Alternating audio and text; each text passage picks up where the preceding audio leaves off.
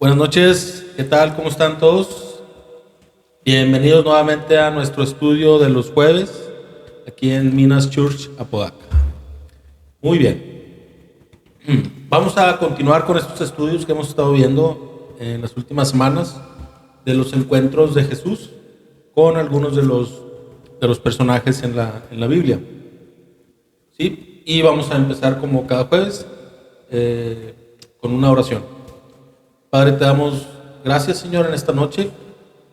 Señor, gracias porque creemos, Señor, que tú eres sabio, Señor, que tú eres bueno con nosotros. Y te pedimos que hoy nos enseñes algo, Señor, a través de este pasaje que vamos a estudiar. Te pedimos que tú estés aquí en medio de nosotros y que tú hables a través de cada uno de nosotros, Señor. Queremos salir aquí edificados, Señor, queremos salir conociéndote más a ti, Señor, conociendo tu corazón, Señor, y queremos aprender a servirte, Señor. Lo pedimos en el nombre de Jesús. Amén. Amén. Muy bien. En esta ocasión, el pasaje que vamos a platicar es el de Jesús y el paralítico que fue cargado por 4. ¿Sí?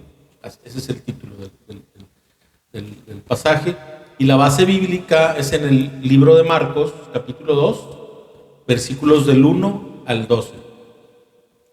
Se los voy a leer en la Nueva Traducción Viviente, que es la versión de las Biblias que traen la mayoría el día de hoy. ¿Sí? Y comenzamos con este capítulo 2 de Marcos, que dice: Cuando Jesús regresó a Capernaum, varios días después, enseguida corrió la voz de que había vuelto a casa. Pronto la casa donde se hospedaba estaba tan llena de visitas que no había lugar ni siquiera frente a la puerta.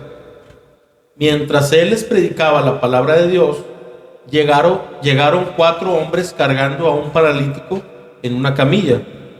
Como no podían llevarlo hasta Jesús debido a la multitud, abrieron un agujero en el techo encima de donde estaba Jesús.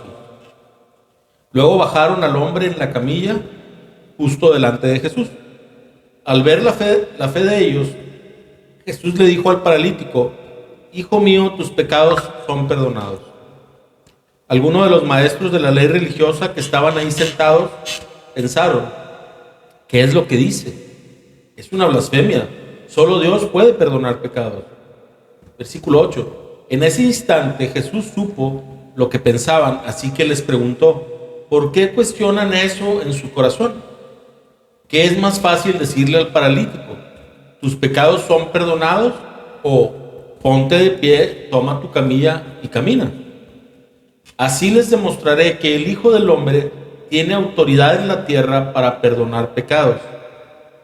Entonces Jesús miró al paralítico y dijo: ponte de pie, toma tu camilla y vete a tu casa. El hombre se levantó de un salto, tomó su capilla y salió caminando entre los espectadores que habían quedado atónitos. Todos estaban asombrados y alababan a Dios, exclamando: jamás hemos visto algo así. Muy bien.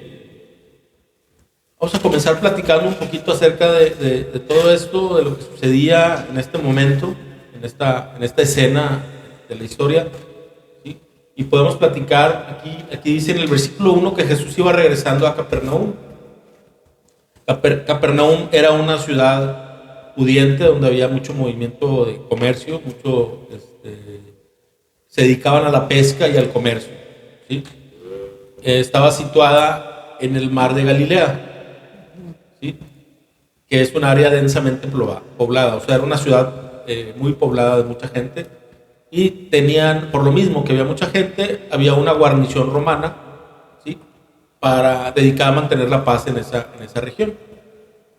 Esta ciudad era un centro cultural. Siempre en la historia vemos que las ciudades más opulentas, donde había más movimiento de transporte, de comercio, también se desarrollaba la parte de la cultura, ¿verdad? Al haber más personas se daban ese tipo de cosas. Entonces, esta ciudad era un centro cultural como había mucho movimiento, estaba muy influenciada por las costumbres, modas, arquitecturas y políticas griegas y romanas. ¿Sí? O sea, era la tierra de Jerusalén, vaya, el área, la tierra de Judea, ¿sí? Pero pues había mucha gente de otros lugares y había mucha influencia de las culturas griega y romana. Se dice, algunos estudiosos comentan, porque más adelante en el versículo 2, y dice que estaban en una casa, a la casa que él había llegado, en ese lugar. Se comenta que muy bien podría haber sido la casa de Pedro, ¿sí? Porque ya la conocían, ¿sí? Y era muy conocida también por todos. Esto lo podemos ver en el libro de Marcos, capítulo 1, versículo 29, que dice: después Jesús salió de la sinagoga con Santiago y Juan y fueron a la casa de Simón y Andrés. Simón es el que habíamos visto en las clases pasadas, cuando hablábamos de los 12 apóstoles, que se acuerdan que decía Simón llamado Pedro. ¿Sí? Siempre había esta costumbre en estos tiempos de que las personas podían tener dos nombres, ¿sí? O sea, o les cambiaba el nombre. En el caso de la Biblia es muy común que algunos personajes Dios les cambia el nombre porque cambia el significado de su nombre, de su vida, por así decirlo. Y vamos a platicarlo en algunos casos. ¿Sí? En este caso hay referencia y se cree. La Biblia no dice tajantemente que estaban en esta escena en la casa de Pedro, pero se asume que pudiera haber sido ese lugar. Porque Jesús ya había estado allí y ya habían hecho milagros ahí. ¿Sí? Luego, entonces, en esa casa había tanta gente que cuando estas cuatro personas, cuatro hombres, quisieron llevar al paralítico delante de Jesús para que lo sanara, pues no, estaba impedido, no había el paso. Y dice aquí más adelante en el versículo 4 que abrieron un agujero en el techo. ¿Sí? Para nosotros hoy, pues es así como que, a ver, ¿cómo? O sea, ¿cómo lo hicieron? ¿No? Allá era muy distinta la arquitectura. ¿Sí? Los casas, los techos, las paredes eran de otro material y los techos eran de un material que sí podías abrirlo, penetrarlo, ¿verdad? Entonces para ellos fue fácil romper el techo porque estaba hecho de vigas, de ramas, de árboles, de cubiertas de barro y paja. Ese era el material, como los nidos de los pájaros, parecido a eso. Así es como se hacían los techos, ¿sí? Entonces los hombres llegaron al techo mediante una escalera, o sea, se suben al techo, abren un hueco y con cuerdas lo bajan para dejarlo exactamente enfrente de Jesús. Entonces, tendríamos que elogiarlos por lo que hicieron, porque amaban tanto al paralítico y tenían la fe de que Jesús lo podía aliviar, curar, sanar, que hicieron ese esfuerzo. ¿Sí? Entonces, se preocuparon para llevarlo ahí, delante de Jesús, y tenían esa fe de que Jesús lo curaría, ¿no?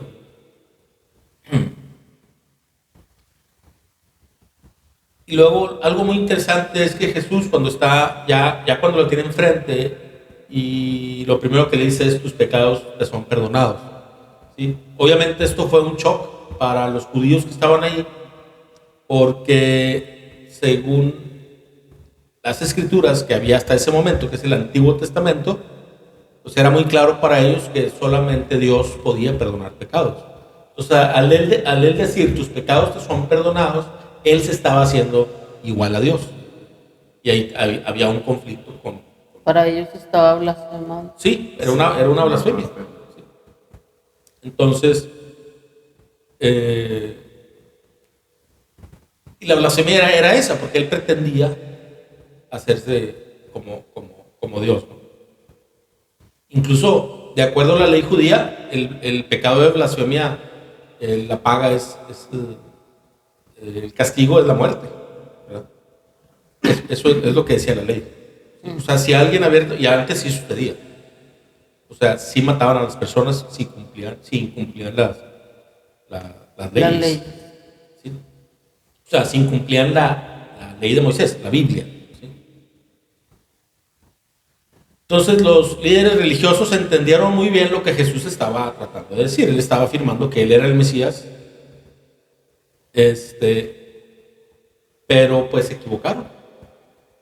En lugar de aceptarlo y creer por las señales y prodigios que él estaba haciendo, ellos emitieron un juicio equivocado y cometieron el error de decir que él estaba pecando, ¿sí? Y Jesús no blasfemó porque lo que dijo era cierto. ¿Y cómo lo demostró? Él ahí de alguna manera ya empezaba a dar a conocer lo que él era. Sí, así es. Son de las primeras manifestaciones. Ándale, así directas, ¿verdad? De donde él empezaba a mostrar quién era él. Sí, Sí, porque al principio, después de algún milagro, alguna cosa, les decía, no diga nada. Sí, cuando eran los primeros milagros, él decía, ve y no digas nada. ¿Sí? Al principio, ya después fue distinto y dijo, ve a contar esto que pasó, ¿verdad? Entonces, en ese momento Jesús no blasfemó porque lo que dijo era cierto, porque Jesús es Dios, y demostró sanando al paralítico. Hubiera sido más fácil que Jesús dijera, tus pecados te son perdonados y no hubiera hecho nada más. ¿Sí? Pero ¿cómo íbamos a saber? O sea, ¿cómo iban a saber los que estaban ahí presentes realmente era... si hubieran quedado perdonados o no? No había manera de probarlo. ¿Sí? Entonces, por eso Jesús respaldó su palabra de perdón con una sanidad. Y el hombre se fue sano. Entonces los escribas sabían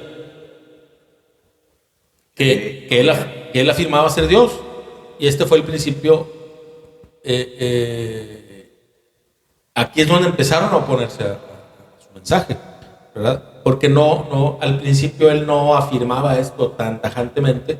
Entonces, era un maestro, lo escuchaban y todo. Pero cuando empezó a decir, yo soy el Hijo de Dios, yo vengo de parte de Dios, yo soy Dios, ¿sí? Ahí es donde ya empezaron a tener una oposición más fuerte, más manifiesta, ¿verdad? Y esa oposición fue tan fuerte que al final los condujo a arrestarlo y a crucificarlo, ¿sí? Aunque nosotros sabemos que a Jesús no le quitaron la vida, Él la entregó. Era un plan que estaba ya previsto, estaba en las escrituras que así iba a suceder y la profecía se cumplió tal cual estaba escrito. Y eso es lo curioso, porque los judíos estaban esperando que eso pasara, ¿sí? Pero simplemente cuando lo tuvieron enfrente, pues no lo vieron. Y se estaban cumpliendo las profecías en la vida de Jesús, en la vida y en la muerte, en la forma en la que murió. Y no se diga, con su resurrección fue una confirmación de todo el cumplimiento de esa primera parte de la historia, ¿verdad?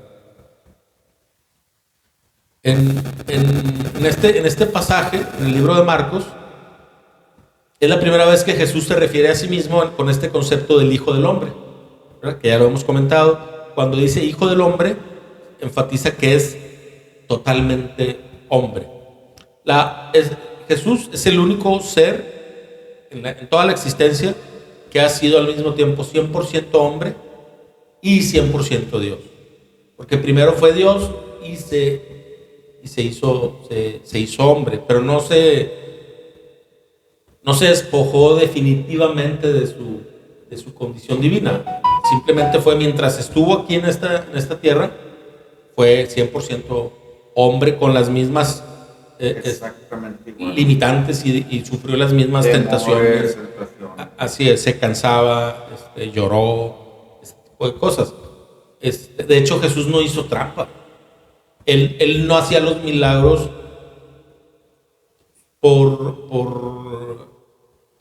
¿cómo les puedo decir? Con su poder divino. O sea, directamente en él, sino a través del Espíritu Santo. O sea, era Dios el que le daba el poder de hacerlo. ¿verdad? Y bueno, en otras partes de las Escrituras, como en el libro de Juan, capítulo 20, al 31, 20, versículo 31, dice que enfatiza que también Jesús es totalmente Dios. El versículo de Juan, capítulo 20, versículo 31, dice: pero estas se escribieron para que ustedes continúen creyendo que Jesús es el Mesías, el Hijo de Dios, y para que al creer en Él tengan vida por el poder de su nombre. ¿Sí? Entonces la Biblia deja claro que Jesús fue totalmente hombre y totalmente 100% hombre y 100% Dios. Es un poco difícil para nosotros de entenderlo porque no hay ningún otro ser en toda la historia que haya tenido esta condición. ¿Sí? Entonces, y como Hijo de Dios, tiene la autoridad para perdonar pecados. ¿Sí? Porque Él venía de parte de Dios, Él era Dios. ¿Sí? Y vino a cumplir una función terrenal de hombre. Sí, sí. Para demostrarnos cómo Él mismo, encarnado, sufrió tentaciones, sufrió todo, Así dolor, miedos. Sí, así es, como hombre, Él puede identificarse con nuestras más profundas necesidades, sufrimientos, sí, y ayudarnos a vencer el pecado. De hecho dice la Biblia que cualquier cosa que nosotros estemos atravesando, Él ya la experimentó. ¿Sí? Por eso a veces nuestra actitud de que, no sé, cuando nos hacemos la víctima y que escógete otro guerrero porque no, sí, cosas así, se nos olvida que Dios sabe que Él perfectamente sabe que por lo que podemos atravesar y sabe que podemos salir de ahí con la ayuda de Dios, no de nuestras fuerzas. ¿Sí? Dice la Biblia que no vamos a no vamos a sufrir, me parece que es la palabra tentación, a que vamos a hacer junto con la tentación, junto con la prueba viene la salida. ¿Sí? O sea, sí, todo lo que estemos experimentando en nuestras vidas, todo lo que estemos pasando que para nosotros parezca muy duro, porque hay cosas muy duras, perder un familiar que enfermo, no nos da nada más que lo que podemos soportar cada uno. Así es. ¿Sí? Entonces esa parte también, cuando ya la vemos en las Escrituras y la creemos y la tomamos como la verdad, pues es un cierto consuelo, ¿verdad? De que sabemos que las cosas no están perdidas. ¿Sí? O sea, que Dios tiene el control de todo y solo es que tenemos que buscar su guía para ver qué quiere que aprendamos en cada situación. ¿Sí? Porque, como dice la Biblia, es Romanos 8:28, todo obra para bien de los que lo amamos, ¿sí? Conforme y hemos sido escogidos conforme a sus propósitos. ¿Sí? Entonces, pues sí, también, o sea, el todo obra para bien a veces es muy difícil de entender porque, pues, no sé, la pérdida de un familiar, ahorita lo comentábamos, o sea, una enfermedad muy fuerte, o perder, no sé, un empleo en cierta etapa de tu vida es complicado a veces, ¿verdad? Por las responsabilidades, o no sé, muchas cosas que nos pueden suceder. Cosas que a lo mejor nos encontramos explicación en el momento. Así es, que para nosotros sería muy difícil decir, bueno, ¿y esto cómo me va a ayudar? Sí tenemos esa salvaguarda, que tenemos que confiar en que Dios sí tiene el control de todo eso, porque sus pensamientos son mucho más altos que los nuestros, ¿sí? Y tratar de decir, no, es que esto está mal, o sea, Dios se equivocó, sería algo muy necio, ¿sí? Definitivamente, cuando estamos en esa postura es porque todavía no hemos hecho un proceso en el que podemos descargarnos delante de Dios, Él nos puede consolar y dar una perspectiva. Descansar en sus fuerzas. Así es, o sea, todo está en sus manos, al final. O sea, esta vida es pasajera, no siempre va a suceder las cosas como uno quisiera, ¿sí? Pero sí hay algo más allá de esta vida, ¿sí? Incluso hay un consuelo general que podemos hablar, que puede ser, ¿sabes qué? Pase lo que pase aquí, no importa, porque aquí lo platicamos la vez pasada. ¿Cuánto vamos a vivir? ¿80 años? Si nos va muy bien, 90, el que se va muy largo. ¿Sí? Digo, ya para estas en esta época, ¿verdad? Digo, Sí, es demasiado. y los de 60 dicen, no, dale pues arriba, no, dale al 100. ¿verdad? Y te les platico alguna una anécdota de un pastor. Entonces, pues sí, hay un consuelo general en eso, en saber que si nosotros realmente creemos en Cristo y lo seguimos y buscamos vivir conforme a su voluntad, ¿sí? Pues cuando esto termine, pues hay algo más, mucho más hermoso, valioso, una vida realmente, una vida plena. Dice, creo que es en el libro de Juan, que será 4:10 por ahí, o 10:10, no me acuerdo qué versículo es, que dice, el ladrón vino para robar, matar y destruir. Dice Jesús, y yo he venido para darles vida, y darles vida en abundancia.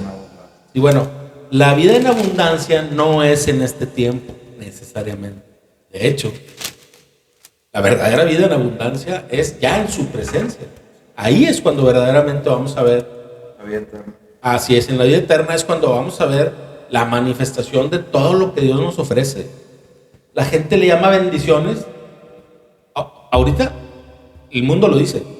O sea, no son seguidores de Cristo, ni les importa conocerlo a muchas personas.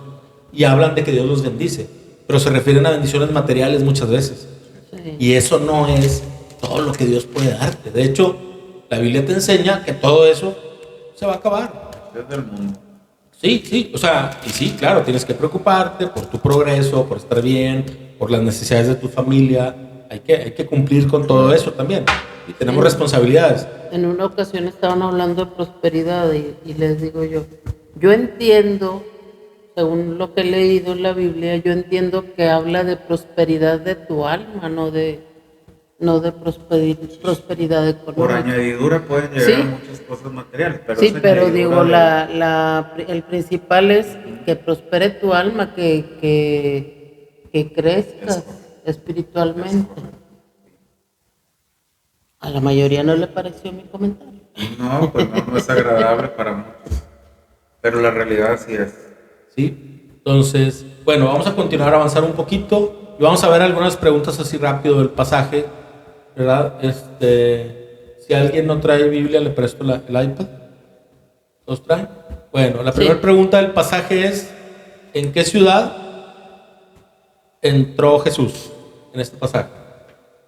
Capernaum. Así es, llegó a Capernaum y se metió a una casa en específico, ¿verdad? ¿Qué sucedió cuando supieron que Jesús estaba en casa? Que Jesús había regresado a Capernaum.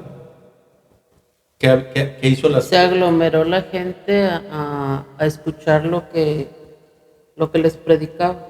Así es. Luego se dice, la casa donde se hospedaban estaba llena de visitas. ¿Sí? ¿Qué les exponía él? ¿Qué les enseñaba? Es el versículo 2. Les predicaba la palabra. La palabra de Dios. ¿Sí? ¿Cuál era la condición del hombre que trajeron a Jesús y entre cuántos lo trajeron cargado? Era un paralítico y lo llevaban 4. 4 hombres, ¿verdad? Es correcto. ¿Por qué no podían acercarse a Jesús en ese momento? La multitud. Así es. No había paso, ¿verdad? ¿Y qué hicieron ellos para hacerlo llegar? Ellos subieron al techo para abrir un hueco por ahí. ¿Qué vio Jesús en estos 4 hombres, en estas 4 personas? ¿Qué Que vio? la fe de ellos era muy grande. Así es. ¿Y qué le dijo al paralítico? Lo primero que le dijo. Hijo, tus pecados quedan perdonados. Son perdonados. Así es. ¿Y qué pensaban los maestros de la ley religiosa en su corazón? ¿Qué estaban diciendo ellos? Bueno, pues no iban a saber si realmente serían perdonados sus pecados. Dudaban. Sí, o sea, le decían que así es, entre ellos decían, ¿qué dice? O sea, es una blasfemia. Sí, Está blasfemando. sí, solo Dios puede perdonar pecados. Era lo que había en sus corazones, ¿verdad? ¿Y cómo se dio cuenta Jesús de que pensaban eso? En su espíritu él supo que estaban pensando eso. Así es.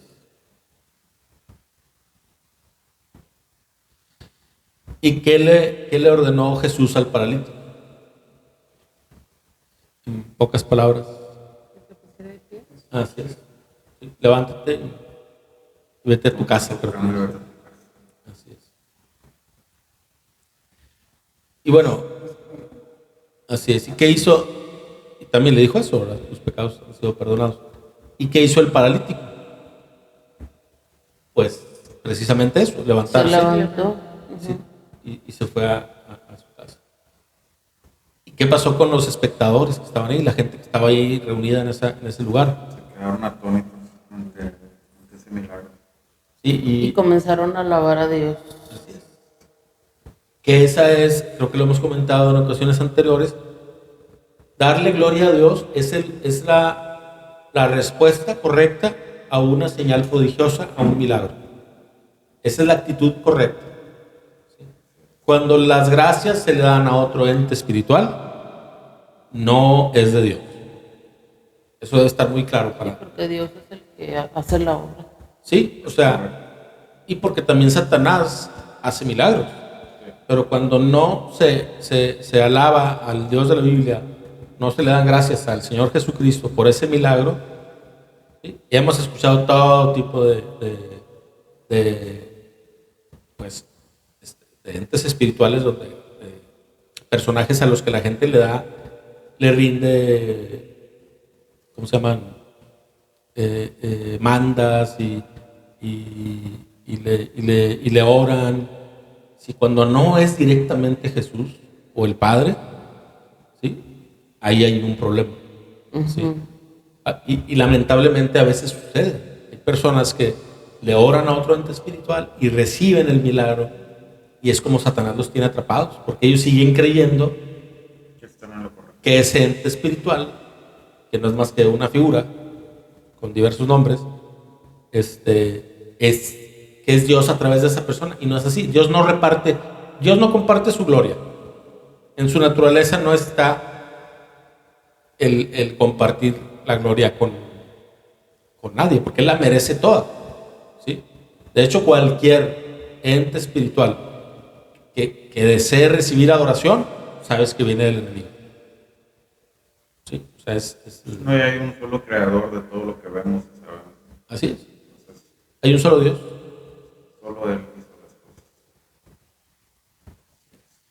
Y hay un pasaje bien interesante en el libro de Santiago, capítulo 2. Vamos a pasar a las preguntas de opinión general. ¿Consideras que la fe debe movernos a las acciones? ¿Sí? ¿Qué podría decirme? ¿Alguien que quiera contestar? Si alguien quiere tomar el micrófono, también lo pueden hacer. ¿Sí? Bueno, primeramente creo que la fe es creer en algo que no puedes ver, ¿no? Que no es materialmente visible. Y sí creo que la fe puede, ¿cómo decirlo?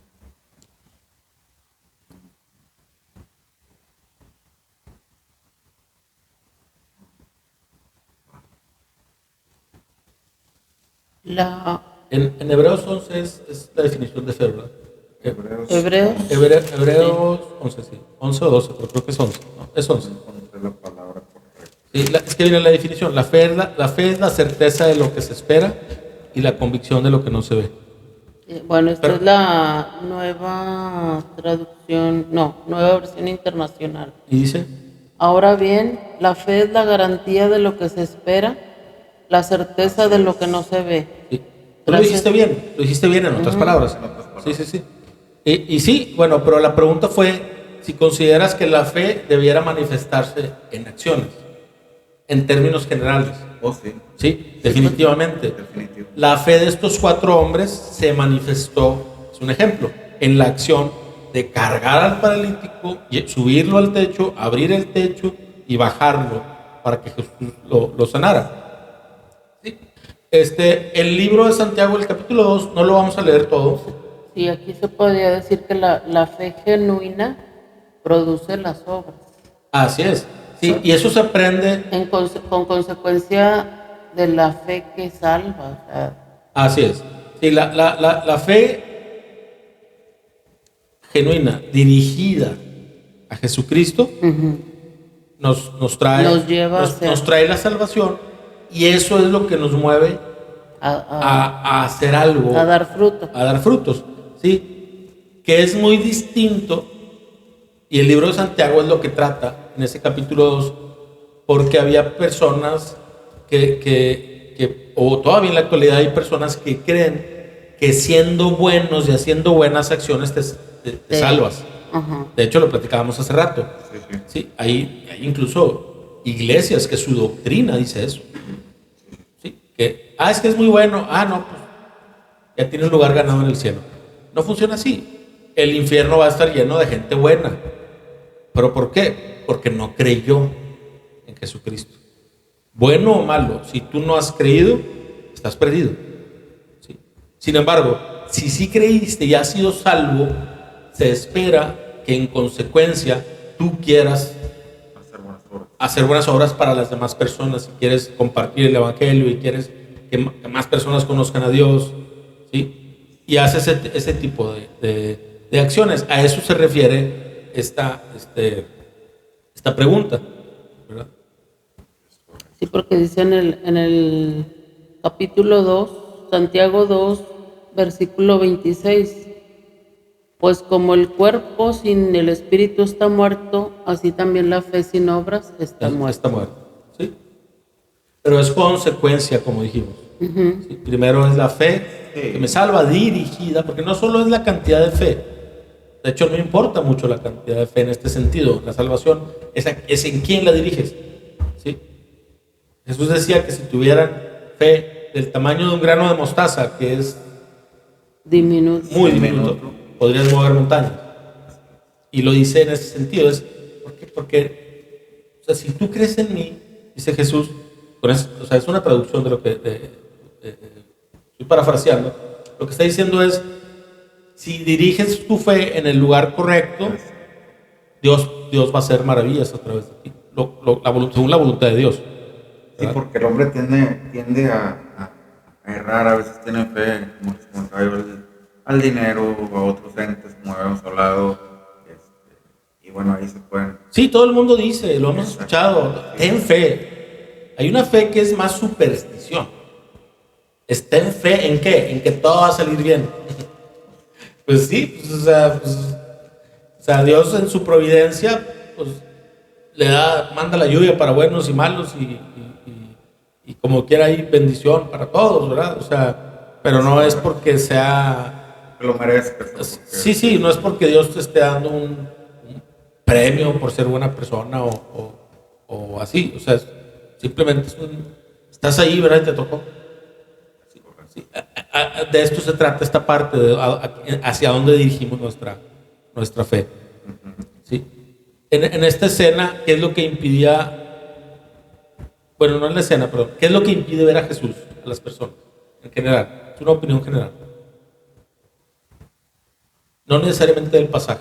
En el pasaje lo dijimos muy claro, la multitud impedía que los demás se acercaran, ¿verdad? Pero, ¿qué consideras tú, qué consideran ustedes que puede impedir que las personas vean a Jesús en el día a día? Obviamente. La falta de interés, el enfoque, ¿no? El enfoque correcto a Dios. Mucha gente le pasa desapercibido. El creer que las cosas las podemos hacer por nuestras fuerzas y no por el poder de Dios. Bueno, eso sucede mucho y sobre todo les puede suceder más todavía a las personas. Creo yo que les puede suceder más a las personas que sienten que tienen todo, que incluso va bien. Sí, sienten que tienen de más. No hay mucha necesidad de voltear. Incluso yo lo he escuchado. A lo mejor lo dije alguna vez, no lo recuerdo, pero sí lo he escuchado. No, pues estoy muy bien. Sí, estoy muy bien. Seguro Dios me está cuidando. Es una manera natural en la que respondemos muchas veces, ¿no? Si voy por un camino, no me falta nada. Dios está conmigo. No necesariamente es así. Sí. Ahora, otra pregunta. ¿Qué es lo que Jesús más alaba de los hombres? Ahí sí podemos referirnos un poquito al pasaje que reconoció Jesús en estas personas y lo podemos ver en otros. La fe. Principalmente, ¿no? Sí, así es la fe que tuvieron, que era genuina. Acompañada de acciones. Sí, sí. Por ejemplo, en Mateo capítulo 15, versículo 28, dice, apreciada mujer, le dijo Jesús, tu fe es grande, te concede lo que pides, y al instante la hija se sanó. ¿Sí? Era una mujer que estaba pidiendo sanidad para su hija y que Jesús se dio cuenta. La fe de la mujer cananea. Sí, dijo, y tu fe es grande. Mateo 15, versículo 28. Mateo 15. Sí. Qué grande es tu fe, dijo, contestó Jesús, que se cumpla lo que quieres. Sí. Y aquí quiero leer un pasaje también acerca de esto, de cómo Jesús se daba cuenta y alababa esta condición de algunas personas que manifestaban una fe genuina. Hay un pasaje del, ¿cómo le llaman? El centurión. Es en el libro de Mateo, capítulo 8, versículos 7 al 13, que dice, versículo 7, iré a sanarlo, dijo Jesús. Versículo 8, Señor, dijo el oficial, era un centurión, no soy digno que entres en mi casa, tan solo pronuncia la palabra desde donde estás y mi siervo se sanará. Lo sé porque estoy bajo autoridad de mis oficiales superiores y tengo autoridad sobre mis soldados. Solo tengo que decir vayan y ellos van, o vengan y ellos vienen. Y si les digo a mis esclavos hagan esto, lo hacen. Al oírlo, Jesús quedó asombrado y se dirigió a los que lo seguían y dijo, les digo la verdad, no he visto una fe como esta en todo Israel. Y les digo que muchos gentiles, o sea, no judíos, vendrán de todas partes del mundo, del oriente y del occidente, y se sentarán con Abraham, Isaac y Jacob en la fiesta del reino del cielo. Pero muchos israelitas, para quienes se preparó el reino, serán arrojados a la oscuridad de fuera, donde habrá llanto y rechinar de dientes. Entonces Jesús le dijo al oficial romano, vuelve a tu casa, debido a que creíste, ha sucedido. Y el joven siervo quedó sano en esa misma hora. ¿Sí? Esto es súper impactante porque la persona en la que Jesús estaba reconociendo una gran fe era un romano. ¿Sí? Y en ese punto de la historia, los judíos no podían concebir que un gentil, que un no judío, fuera salvo, y menos que lo superara, porque dice, no he visto una fe como esta en todo Israel, les dijo Jesús. A las personas que se supone que eran el pueblo escogido de Dios, no se supone, a quienes eran el pueblo escogido de Dios y de quien se esperaba que tuvieran esta fe. ¿Sí me explico? Por eso estas enseñanzas para ellos eran durísimas, porque mostraban su verdadera condición de corazón, ¿verdad? Entonces, y aquí no se trata de decir, no, es que sí, los judíos, hombre, no le echaron ganas. No, nosotros podemos caer en esas condiciones, en esas situaciones. Tenemos que cuidar de no llegar a ese nivel, en donde tengamos delante de nosotros manifestaciones claras del poder de Dios y sigamos como los judíos que no querían darse cuenta. ¿Sí? ¿Estarías dispuesto a ayudar a otros para que reciban la salvación del Señor? Es una pregunta. Sí, totalmente. Sí.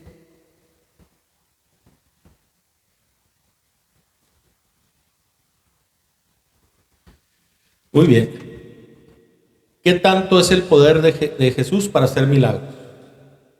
Infinito. Así es. Dice Mateo 28, versículo 18. 28 y 18. Jesús se acercó y dijo a sus discípulos, se me ha dado toda autoridad en el cielo y en la tierra. Así. Toda autoridad en el cielo y en la tierra. O sea, no hay nada que esté sobre la autoridad de Cristo. Cristo está sobre todo lo creado. Ahora, esta es una pregunta que lo hemos escuchado sobre este tema, se escucha mucho y podemos preguntar, ¿por qué podrá Jesús sanar ahora en este tiempo? Definitivamente sí. Claro. Dice Hebreos 13, versículo 8. Jesús es el mismo ayer, hoy y siempre. Sí. Su poder no se está limitando, no es que cesaron el poder de Dios. Dios puede hacer maravillas siempre, en cualquier momento, ¿verdad? O sea, si en alguna ocasión alguien te dice, no, es que Dios ya no hace milagros, eso se quedó en el pasado, así es, eso ya no sucede. No, sí, sí sucede.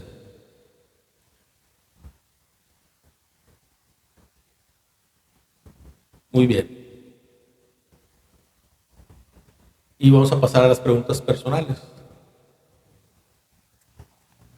Esta pregunta se repite de otro tema. ¿Te ha sanado el Señor de alguna enfermedad? Si quieres, puedes compartirlo. Bueno, pues no una enfermedad, pero sí De un hábito. de accidentes, de hábitos, de accidentes automovilísticos, sí. Ah, ok. Niño, Sí, definitivamente. este, Conocemos esta historia. pues, sí, Sí, realmente un milagro. la verdad. Sí, los doctores no me aseguraban para días, o sea, me decían, 44. ¿Y qué podrías, fíjate que es muy interesante, no todos tenemos una experiencia así, tan clara, ¿verdad? Con la vida, con la muerte. ¿Sí? ¿Y qué puedes interpretar tú de por qué crees que fuiste salvado? Creo firmemente, lo creo y lo afirmo que tengo un propósito. Hay un propósito Amén. que todavía no he llegado a él, pero estoy en el proceso. Este, y pues creo que todos tenemos un propósito. Algunos pues, nos hemos perdido en algún tiempo. Nos hemos desviado, pero pues tenemos la fortuna que nos alcance el tiempo para volver a retomar, ¿no? Pero sí creo firmemente de hecho creo firmemente que el despertar cada día es un milagro de Dios, porque pues las Así es, enfermedades, sí, sí, sí. ahora en estos tiempos tan difíciles, el COVID, que se puso tan feo y cuántas muertes nos tocaron vivir de seres queridos, amigos, conocidos. Pues el hecho de despertar ya es un milagro, ¿no? Sí. El hecho de estar bien. Definitivamente. Cada Motivo de día, agradecer, de agradecimiento. Correcto, sí, no esperemos tener una enfermedad, porque las enfermedades ahí están, si no las tenemos es por gracia y gloria de Dios. así es. Muy bien. Otra pregunta, estas son preguntas personales. Si alguien quiere contestar, ¿crees que has sido perdonado de todos tus pecados? Yo Sí. sí. Amén. Vamos a leer Colosenses capítulo 1, versículos 9 al 14. Que dice, así que desde que supimos de ustedes, no dejamos de tenerlos presentes en nuestras oraciones. Le pedimos a Dios que les dé pleno conocimiento de su voluntad y que les conceda sabiduría y comprensión espiritual. Entonces la forma en que vivan siempre honrará y agradará al Señor, y sus vidas producirán toda clase de buenos frutos.